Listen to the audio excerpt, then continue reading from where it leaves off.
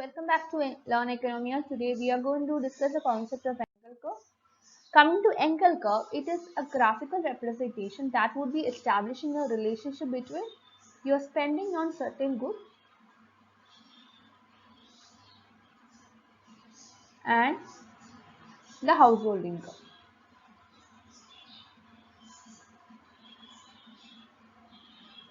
Okay, so it's a graphical representation that will establish the relationship between these two factors.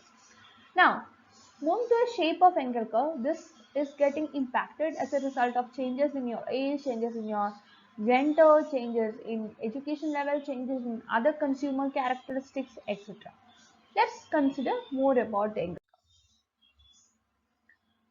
curve. An Engel curve can vary with your household income. Okay, so if you look at the first panel of the figure, what you could see is that your new so your initial budget line is B1 L1. Okay, this is your initial budget line, and initially you are having rupees 300 as your income, and you will be in the equilibrium position at point R, where IC1 becomes tangent to your budget line with rupees 300. At that particular point, you are able to consume Q1 levels of good X. You are measuring good Y on Y axis and good X on X axis. Okay. Now just assume that your income is increasing to rupees 400. As a result, you are being shifted to a new budget line that is indicated by B2 L2. So here, since your income is increasing, the consumer is able to purchase more amounts of both commodity X and both commodity X and Y. So this will be making the consumer to shift to a higher IC, that is IC2. So the new equilibrium point here is the tangency point between the new shifted budget line and the new shifted IC. At this particular point, the consumer is able to purchase Q2 levels of commodity X. Again, assume that the consumer's income is increasing to rupees 500, making the consumer to shift to a higher budget line, that is B3 L3. As a result of increased income, the consumer is able to purchase more of both commodities X and Y. Again, this will make the consumer to shift to a higher indifference curve, that is IC3, which will make IC3 tangent to B3 L3 at point T. So you have similar points here as well, S and R. Just join all these points. When you join these tangency points, what you call is called ICC, or income consumption curve. Income consumption curve. Okay. So from here onwards, you are able to attain your Engel curve. How?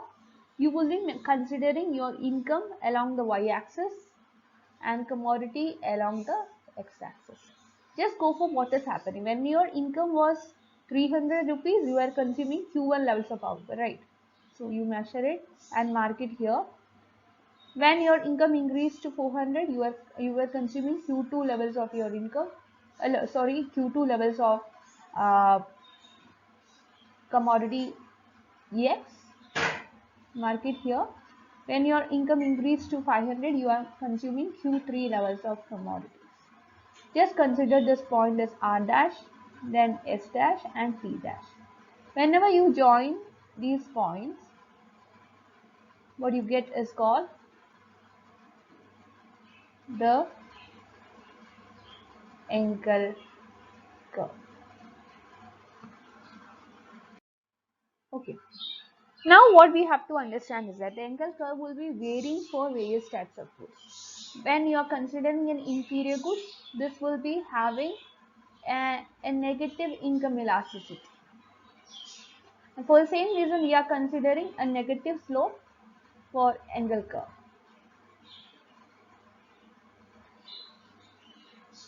Now, moving to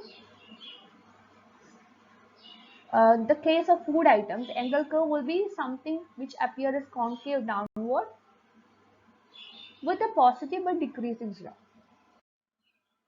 Here we can see the case of Engel curve. As I told you, it shows the relationship between the optimal choice of a good as well as income.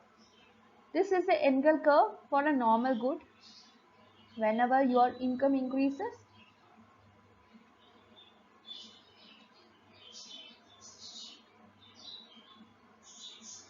means consumption also increases.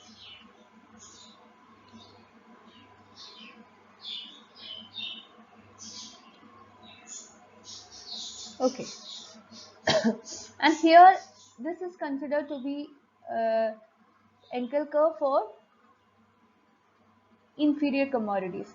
Here you know that from here, from this point to this point, Engel curve is showing the case of normal commodities. But what is happening from this point to this point? Whenever your income increases for inferior commodity, your consumption will be coming down, right? So when this inferior good shows income increases, consumption comes down. Negative relationship is being established. So that's all about the concept of Engel curve. You can like, share, and subscribe to this channel for more videos, and also you can be a part of my Telegram channel and Telegram group to discuss your doubts. Yeah, I'll be providing the links of these in the description box. That's it. Thank you for watching.